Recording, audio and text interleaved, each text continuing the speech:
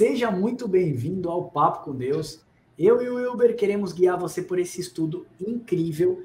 Eu sei que você já deve conhecer um pouco sobre o muro que separava, mas a gente tem curiosidade arqueológica legal para você. Nós vamos dar o contexto imediato dessa passagem, o cumprimento dessa passagem com contexto histórico e também o cumprimento dessa passagem em sua completude com o cumprimento profético. E eu tenho certeza que você não tem essas três partes. Fica com a gente para você ser verdadeiramente abençoado. Quero fazer esse estudo com meu amigo Wilber. Seja bem-vindo, Wilber. Olá, paz de Cristo a todos. Então, se você está chegando no canal, deixa o like, se inscreva se é a primeira vez aqui. Conheça os nossos cursos, nosso site, os links todos aqui na descrição e bora lá para esse estudo. Amém. Então, irmãos, a gente faz isso com muita felicidade. Os nossos e-books, você já sabe que são todos gratuitos, lá no nosso site papocomdeus.com.br, mais de 140 deles gratuitos para você pegar. No nosso site, nós lançamos mais 3 cursos novos, são 15 cursos com mais de 97 ou 100 vídeos, agora eu estou meio confuso, mas com tudo isso gratuito, com certificado e avaliações. Você vai lá no nosso site, você pode ser abençoado.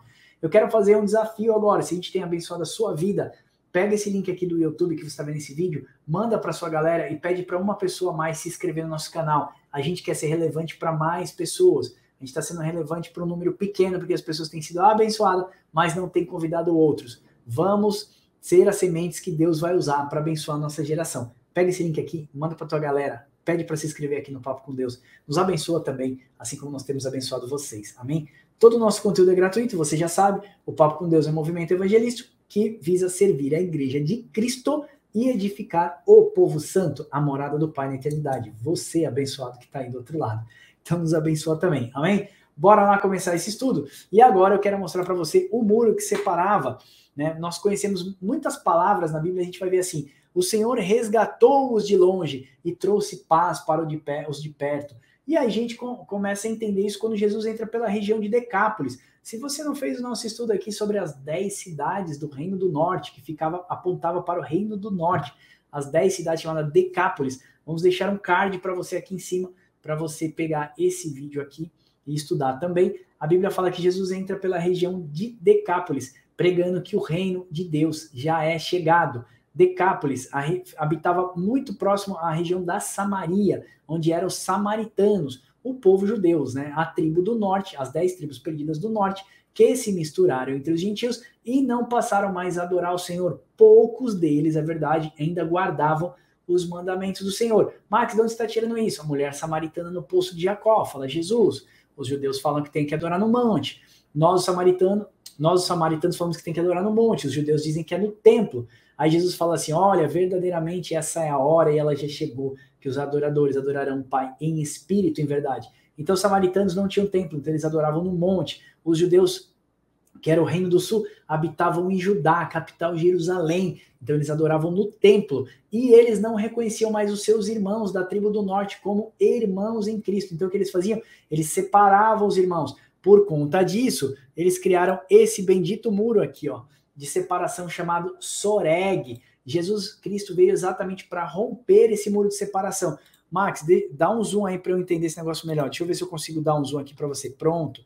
Então aqui está o Templo de Salomão e aqui eu quero mostrar para você o muro de separação, esse bichinho bonito aqui, ó, esse muro aqui, ó, Soreg ou Sorek em hebraico, tá bom? Os gentios ficavam aqui do lado de fora nesse pátio e os judeus, eles ficavam nessa área aqui dentro, ó. Essa área aqui dentro era para os judeus. Dessa forma, eles criaram um muro de separação, dizendo o seguinte, nós somos o povo de Deus, nós somos os escolhidos, nós somos os santos, então vocês ficam pro lado de fora e nós ficamos pro lado de dentro. Deixa eu ver se eu consigo tirar esse zoom aqui, não estou conseguindo, mas, enfim, esse aqui é o Soreg, tá? O muro de separação.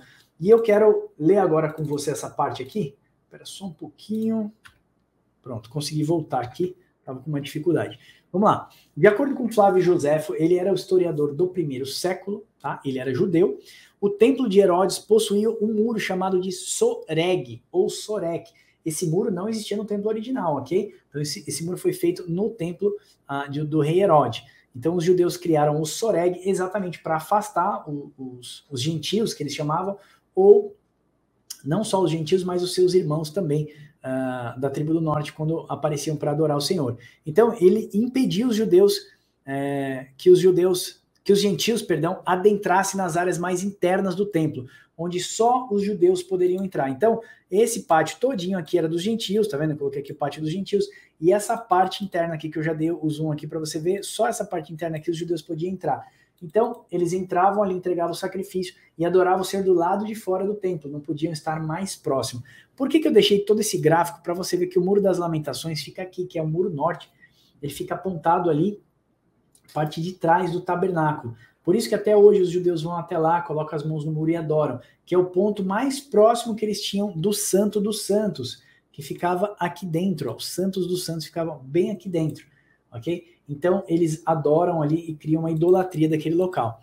Então, olha só, Paulo usa essa realidade física do templo para dizer que judeus e gentios agora são um povo e que podem adorar junto a Deus. Gentios não estão mais à parte, mas são o povo de Deus, assim como os judeus, né? Jesus, o cabeça, judeus e gentios formando o corpo de Cristo. Da onde nós tiramos isso? Lá em Efésios 2, 14 e 15, onde Paulo vai falar que o muro de parede, né, que fazia separação, né, agora não separa mais. No corpo de Cristo, somos um só povo, um Israel de Deus. Eu vou ler agora para você Efésios 2, 14 e 15. Olha só. Porque ele é a nossa paz, o qual ambos fez um, e tendo derribado a parede de separação que estava no meio, a inimizade, aboliu na sua carne a lei dos mandamentos na forma de ordenanças, para que os dois criassem em si mesmo um novo homem, fazendo a paz. Certo, Wilber? Certo, perfeito, isso mesmo, Max. E as pessoas podem estar se perguntando por que os judeus tinham essa inimizade, né? Como você falou, a gente tem que entender no capítulo 3 de Jeremias que Deus vai falar que ele deu a carta de divórcio para o reino dividido, o reino do norte. Em Oséias também vai estar falando esse contexto dessa carta de divórcio. E Deus vai falar para Oséias que esse povo não é mais povo dele. Ele vai falar, ó, quando você tiver uma filha e essa filha tipificava ali a nação, fala assim, ó, essa filha, você vai botar o nome dela de não mais meu povo, porque o povo de Israel não é mais o meu povo, porque ele recebeu a carta de divórcio. Então, o povo de Israel, o reino do norte, que são chamados, né, no Novo Testamento de samaritanos, eles já não eram mais considerados como um povo santo, como um povo próximo de Deus por conta dessa carta de divórcio. Por isso que causava essa rixa, essa inimizade. Por isso que a mulher samaritana, ela questionou Jesus, né? Como pode tu, judeu, falar comigo? Porque porque tinha uma disputa étnica desses dois povos. Maravilha. Então, Jesus, o que ele fez? Ele aproximou os gentios e trouxe paz entre os judeus. Como fala, né? Ele resgatou os de longe e trouxe paz para os de perto.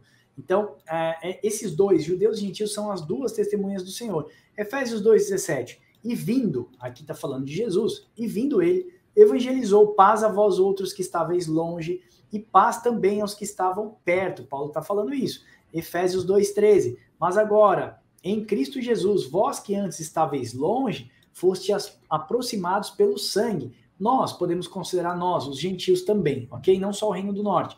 Efésios 2,11.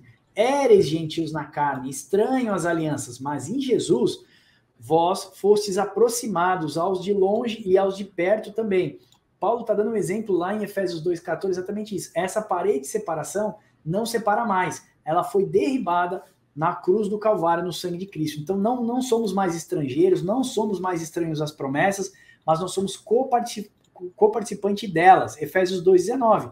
Assim já não sois estrangeiros e peregrinos, mas concidadãos dos santos. E sois família de Deus. Todos estamos sendo edificados, irmãos, habitação de Deus. Está em Efésios 2,20. Deus está erigindo de nós uma morada no seu espírito para a eternidade. Então Deus está fazendo de você, do judeu, de todo aquele que clama ao Senhor, um só povo, a plenitude do povo de Deus, o Israel de Deus. Aí você fala, legal, mas o que isso importa, por exemplo, judeus e gentios conectados num só corpo? Você vai entender a completude dessa promessa lá na Nova Jerusalém, Apocalipse 21. Então você tem um contexto imediato aqui, né, que no tempo lá do rei Herodes, os judeus colocaram o muro de separação, você tem isso como contexto imediato. no tempo de Ezequiel, que ele pega as duas varas na mão e o Senhor fala ao profeta, escreve a casa de Judá, escreve a casa de Efraim, junta novamente as duas varas na sua mão, porque um dia eu vou fazer que esses dois povos se tornem um só povo. É uma promessa que Deus fez lá em Ezequiel 37. E a gente vai ver isso cumprido na cruz do Calvário. Não é à toa que Jesus é crucificado numa cruz com dois madeiros, né? Duas madeiras. Então, uma mais curta, simbolizando Judá, e uma mais comprida, significando Efraim, que significa duplamente frutífero. Duplamente frutífero, obrigado, Igor. Então, assim, Jesus na cruz do Calvário, ele quebra os grilhões, ele rasga de cima a baixo aquele manto que separava entre o santo e o santíssimo, para que nós tivéssemos acesso ao Pai. Ele derruba essa parede de separação e ele traz fielmente as suas duas testemunhas no Apocalipse, judeus e gentios, os dois ungidos do Senhor, que está lá em Zacarias 4, as suas duas oliveiras, os dois ungidos do Senhor, na última hora, para tocar trombetas, profetizar e declarar os seus mandamentos, seus estatutos e as suas ordenanças. Olha só como é profundo. Através do soreg, um murozinho de separação, Deus mostra o seu plano perfeito de unificar o reino do norte, que havia separado do reino do sul. Quando Salomão peca, Deus rasga o reino de Salomão. Então fica 2 tribos no reino do sul, sendo Judá e Benjamim, e 10 tribos no reino do norte, que é a casa de Israel. Então, você já sabe que os judeus voltam a adorar o Senhor quando voltam do cativeiro babilônico, até porque Deus chama o profeta Ageu e manda edificar a sua casa. Nós vemos isso, o profeta Ageu falando, edifica a morada. Vocês têm onde morar, mas o Deus não tem onde morar, né? Então, ali a gente vê a reedificação novamente da casa, e o povo judeu passa a adorar o Senhor, mas quando volta do cativeiro assírio, as 10 tribos do reino do norte, eles não passam a adorar o Senhor, eles trazem os usos e costumes da Assíria, e isso passa a ser mal aos olhos dos judeus. Então eles criam o soreg, o muro de separação. Não queremos judeus, não queremos gentios perto da gente, não queremos nossos irmãos samaritanos, por isso que judeu odiava samaritano. Eles não voltaram a adorar além do Senhor. E aí também eles nivelaram todo mundo por baixo, que não eram todos os samaritanos que não adoravam o Senhor. Muitos samaritanos ainda sacrificavam o Senhor no deserto, no monte, na verdade. Eu acho que eu vi até um vídeo esses dias de samaritanos sacrificando no monte ao Senhor, né, e voltando a adorar o Senhor, né, uma casta de samaritanos, assim como tem uma casta dos judeus. Então, qual a importância disso? Contexto imediato, né, lá no tempo de Ezequiel, a profecia que Deus uniria novamente as duas varas, no tempo aqui de Jesus Cristo, o soreg, criado pelos judeus para separar ambos povos. Nós somos uma etnia santa e nós somos o povo de Deus. Jesus quebra na cruz do Calvário. Paulo mostra que foi cumprido Ezequiel 37. E o Wilber vai ler para a gente agora em Apocalipse 21, mostrando para você agora o contexto profético. Você viu o histórico imediato, agora você vai ver o contexto profético. Pode ler para a gente, Wilber? Posso sim, Max. Só também fazendo um comentário em cima, a gente está no Ezequiel 37, como o Max falou, que o Deus vai chegar para Ezequiel e falar, Ezequiel, junta as duas varas e une, que essas aí são a casa de Israel, que ela nunca mais vai ser 2 povos e vai ter somente um rei. Esse rei é Cristo. Mas esse é um contexto que, antes disso, vai falar do Vale dos Ossos Secos, ou seja, profetiza para as casas de Israel que um dia eu vou fazer elas saírem da sepultura e eles vão ser somente uma nação. Então, está apontando esses 2 contextos para o quê? Da ressurreição das 2 casas, que são judeus e gentios no corpo de Cristo. E isso se cumpre no contexto profético em Apocalipse. Então, eu vou ler aqui 2 versos de Apocalipse, vou ler 3 versos de Apocalipse, que vai falar bem sobre isso. Vou ler Apocalipse 21, do 2 ao 13, depois Apocalipse 21, 9, para falar assim, e eu, João, vi a santa cidade, a nova Jerusalém, que desce do céu, adereçada como uma esposa ataviada para seu marido. E ouvi uma grande voz que dizia, eis aqui o tabernáculo de Deus com os homens. Olha só, o tabernáculo de Deus com os homens, pois com eles habitará, e eles serão o seu povo. Lembra de Ezequiel 37? Eles serão um único povo e nunca mais serão separados. E o mesmo Deus estará com ele e será o seu Deus, mostrando aí novamente que Cristo vai estar com esse povo e Cristo vai ser o Deus e o rei desse povo. Tá? E em Apocalipse 21, 9 vai falar assim, e veio a mim um dos 7 anjos que tinha as 7 taças cheias das últimas pragas e falou comigo dizendo, vem, mostrar-te-ei a esposa, a mulher do cordeiro. E me levou o Espírito a um grande e alto monte e mostrou a grande cidade. Que grande cidade é essa? A Santa Jerusalém, não a de baixo, que de Deus descia do céu. Então a gente consegue ver que está retratando de um povo, esse povo unido, com um só Deus sobre eles, e esse Deus é Jesus Cristo e o Pai, né? E aí tem esse casamento perfeito. Amém. E o que é, irmãos, a cidade? A cidade é a aglomeração de um povo, nós falamos isso, é um símbolo que aponta para algo. Se você procurar no léxico aí ou no dicionário, você vai ver que o que é cidade, o termo. Cidade é a aglomeração de um povo, então quando você vê a Nova Jerusalém descendo do céu, é aquilo que o anjo falou para João, quer ver a noiva? Quer ver a esposa do cordeiro? Ele vê a santa cidade descendo do céu. Eu dei esse zoom aqui para mostrar para vocês, legal aqui, ó, você já conhecia o Soreg que eu te mostrei aqui, né? Que fica esse muro de separação. Olha aqui embaixo, aqui, ó, aqueles mikvês que nós fizemos no estudo do batismo de João Batista e o batismo de Espírito e com fogo. Então as pessoas vinham celebrar as festas, eles entravam nesses mikvês aqui, ou mikvás, né? E eles faziam o ato de purificação para depois adentrar o templo. E muitos deles entravam, se eram judeus, adentravam para cá, se eram gentios, ficavam no pátio, só podia adorar o Senhor de longe e não de perto. Mas Cristo Jesus, na cruz do Calvário, rasga aquele véu que separava o santo entre os santos dos santos, para que você tivesse acesso direto ao Pai, porque você é o sacerdote de um reino de sacerdotes, e o Senhor Jesus Cristo também aboliu o muro que separava e já não separa mais. Hoje, somos as duas testemunhas do Senhor, unidos espiritualmente no reino de Cristo, e haveremos de reinar com Cristo durante 1000 anos, restabelecendo todas as coisas. Você vai ver isso em Apocalipse, os 12 tronos reinando sobre a terra.